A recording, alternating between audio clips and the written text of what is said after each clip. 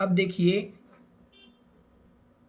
छंद क्रमांक 43 में सम्यक ज्ञान के भेद किए जा रहे हैं यहाँ से कि वह सम्यक ज्ञान कितने प्रकार का है।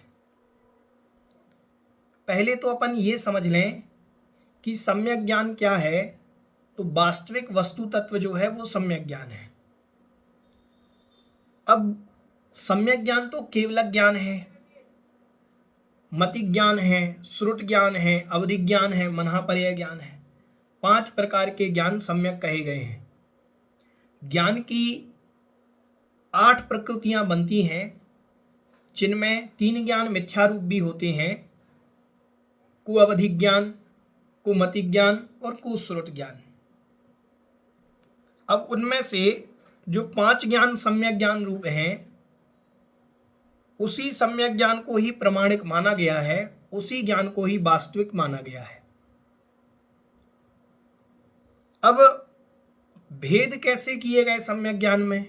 ज्ञान तो आत्मा की पर्याय है, वास्तविकता में उसमें कोई भेद नहीं है, फिर भी ज्ञेय पदार्थों की अपेक्षा से भेद किए गए हैं। जैसे केवली भगवान हैं, केवली भगवान का जो ज्ञान है वह तो लोकालोक सबको, चराचर पदार्थों को सबको जानता है। फिर यहाँ पर अपन बात करेंगे कि 12 अंग भी द्वादशांग जो कहे गए हैं सम्यक ज्ञान के, वो भी तो ज्ञान के ही भेद हैं। पहले अपन समझें कि भगवान का ज्ञान कैसा है।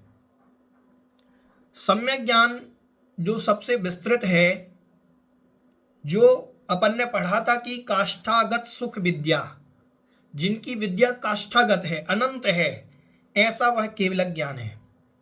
केवलक ज्ञान तो ज्ञानावरणी कर्म के नाश होने पर ही उपलब्ध होता है। अब उस ज्ञान के आधार से हमें जो ज्ञान प्राप्त हुआ है वो सम्यक ज्ञान अपन मानते हैं। वह इस प्रकार से समझना चाहिए कि जैसे जितना केवली भगवान अपने ज्ञान में जानते हैं, उसका अनंतवा भाग उनके कहने में आता है, दिव्य ध्वनि में आता है। जितना भगवान दिव्य ध्वनि में कहते हैं, उसका असंख्यातवा भाग गणधर झेल पाते हैं, क्योंकि गणधर भी तो क्षयोपम ज्ञान के धारक हैं, छदमस्त हैं, तो वह असंख्यातवा भाग झेल पाते हैं। और भगवान की जितनी दिव्य ध्वनि वो झेल पाते हैं, उसका असंख्यातवा भाग वो समझ पाते हैं। पूरी बात भगवान की जितनी उन्होंने कही वो पूरी गणधर समझ ले, ये जरूरी नहीं है। उसका असंख्यातवा भाग उनके समझ में आता है। जितना वो समझ पाते हैं, उसका असंख्यातवा भाग 12 अंग के रूप में विभाजित करते हैं। तो अपन को कैसी जिनवाणी मिली? अपन को तो भगवान के केवलक ज्ञान की जो 12 अंग भी है, वो भी असंख्यातवे के असंख्यातवे के असंख्यातवे भाग प्रमाण है। ठीक है। अब 12 अंग का विभाजन करने के उपरांत उस 12 अंग को अंग प्रविष्ट के नाम से जाना जाता है। अंग में जिनका विभाजन हुआ, तो कुछ समय तक तो महावीर भगवान के मोक्ष जाने के बाद कुछ समय तक तो 12 अंग उपलब्ध रहा। फिर 12 अंग का ज्ञान, क्योंकि उस समय लिखने की व्यवस्था ज़्यादा थी नहीं, फोटोकॉपी मशीन थी नहीं कि 12 अंग के सबके फोटोकॉपी करा ले अपन, तो ये व्यवस्था तो थी नहीं। तो जितनी प्रति वहाँ आचार्यों ने लिखी होंगी उतना ज्ञान उपलब्ध था, और बाकी के श्रुत के माध्यम से चलता था। श्रुत मतलब सुना करके अपने शिष्य को याद करा दिया जाता था। तो वो ज्ञान धीरे धीरे धीरे धीरे विलुप्त हो गया, और वो ज्ञान 12वें अंग का, 12 अंग है, 12वें अंग का जो दृष्टि प्रवाद नाम का भेद है, उसके भी 5 भेद हैं। उन 5 भेदों में एक भेद है पूर्व। 14 पूर्व होते हैं, उन पूर्वों का ज्ञान मात्र शेष रह गया। फिर कम कम होते होते जब ज्ञान बिल्कुल एक अंग आधे अंग का बचने लगा, तब कहीं आचार्यों के मन में विचार आया कि ये ज्ञान तो खत्म हो जाएगा, अब लिखा जाए। तब लेखन कार्य प्रारंभ हुआ। तो वर्तमान में 12 अंग का कोई भी अंश नहीं है। उन द्वादशांग के आधार पर लिखे गए जो ग्रंथ हैं उनको अंग प्रविष्ट कहते हैं। ठीक है, अंग प्रविष्ट। और उन्हीं के आधार पर तत्वाल सूत्र जी, रत्नकरंडक, श्रावकाचार्य जी इत्यादि ग्रंथ उस समय लिखे गए। तो आचार्य समंतभद्र महाराज ने उस समय, उनके समय जो जो शास्त्र उपलब्ध थे, जो ज्ञान उपलब्ध था, उन ज्ञान को उन्होंने 4 भागों में विभाजित किया। प्रथमानि योग, करणानि योग, चरणानि योग और द्रव्यानि योग। समझ में आया? 4 अनुयोगों में विभाजित किया। तो जिनवाणी को 4 अनुयोगों में किसने विभाजित किया?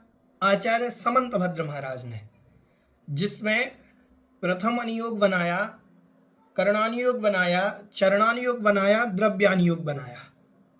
ठीक है, आइए अब अपन देखते हैं कि प्रथमानि योग क्या है।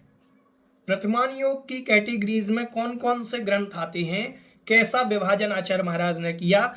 तो सम्यक ज्ञान का पहला भेद प्रथमानि योग। ठीक है, इसके पहले शास्त्रों में कहीं पर भी इन 4 अनुयोगों का लगभग वर्णन नहीं मिला। द्वादशांग का अंग के पूर्वों में इत्यादि में विभाजन मिला है। ये शायद समंतभद्र महाराज ने सबसे पहले 4 अनुयोग रूप जिनवाणी का विभाजन किया। ठीक है, देखते हैं। छंद क्रमांक 43। प्रथमानुयोग, प्रथमानुयोग मर्थाख्यानम, प्रथमानुयोग मर्थाख्यानम चरितम पुराणमपि पुण्यम, पुराणमपि पुण्यम बोधि समाधि निधानम बोधति बोधः समीचीनः, बोधति बोधः समीचीनः। ठीक है, देखें। प्रथमानुयोगमर्थाख्यानं चरितं पुराणमपि पुण्यं बोधि समाधि निधानं बोधति बोधः समीचीनः। प्रथमानुयोगमर्थाख्यानं चरितं पुराणमपि पुण्यं बोधि समाधि निधानं बोधति बोधः समीचीनः। देखें अर्थ। प्रथमानुयोगम, प्रथमानुयोग नाम का जो सम्यक ज्ञान है, अर्थाख्यानम, अर्थ मतलब पदार्थों का, आख्यानम मतलब आख्यान करने वाला है, कहने वाला है। परमार्थभूत पदार्थों को, तत्वों को कहने वाला है। चरितम, और चरित्र को भी कहने वाला है। चरित्र क्या? कि एक विशेष के आचरण को कहने वाला चरित्र कहलाता है। जैसे मात्र आदिनाथ भगवान के आचरण को कहेगा तो वो चरित्र कहलाएगा। ठीक है।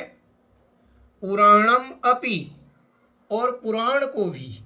पुराणम मतलब पुराण, पुराण मतलब जहाँ पर 63 सलाका पुरुषों का वर्णन हो, अनेक प्रकार के महापुरुषों का जिनमें वर्णन किया जाता है, वो पुराण कहलाते हैं। ठीक है। पुराण का एक अर्थ ये भी होता है कि जो पुराने पूज्य श्रेष्ठ पुरुष हैं उनको भी पुराण कहा जाता है। ठीक है। तो उनका वर्णन जिसमें होता है तो वह पुराण कहलाता है। ठीक है। तो यहाँ उनके चरित्र का वर्णन और 63 सलाका पुरुषों का वर्णन जिसमें हो। ठीक है। और आगे कह रहे हैं पुण्यम, जो पुण्य रूप हो। कैसा हो? पुण्य रूप, जिनका चरित्रम पुराणम अपि पुण्यम, जो चरित्र, जिनका चरित्र पढ़ना पुण्य रूप हो, जो पुराण पढ़ना पुण्य रूप हो, पुण्य का वर्धन कराए, ऐसे वह चरित्र प्रथमान योग की कोटि में आते हैं।